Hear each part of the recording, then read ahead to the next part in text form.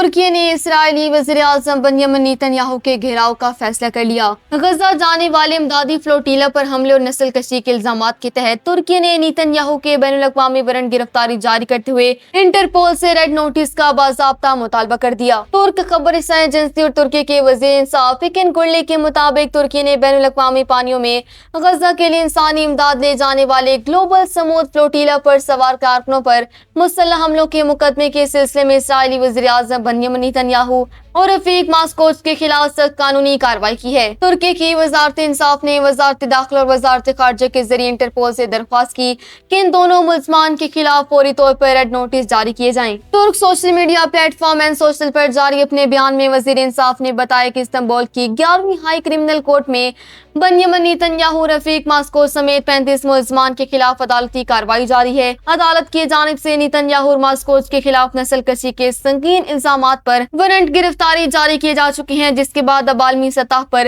ان کی گرفتاری کے لیے انٹرپول سے رابطہ کیا گیا ہے۔ نیتن یاہو اور دیگر ملزمان پر بین الاقوامی پانیوں میں امدادی فلوٹیلا پر مسلح مداخلت، امدادی کارکنوں کو غیر قانونی حراست میں لینے، انسان کے خلاف جرائم، تشدد اور املاک کو نقصان پہنچانے کے الزامات شامل ہیں۔ ترک وزیر انصاف نے دو ٹوک الفاظ میں اپنے عزم کا اظہار کرتے ہوئے کہا کہ ہم غزہ میں کیے گئے جرائم پر پردہ ڈالنے یا ان کے ذمہ داروں کو استثناء کی آڑ میں بچنے کی ہرگز اجازت نہیں دیں گے۔ ہم ملکی اور بین الاقوامی قانون کے تحت دستیاب تمام ذرائع کو پورے عزم اور استقامت کے ساتھ استعمال کریں گے۔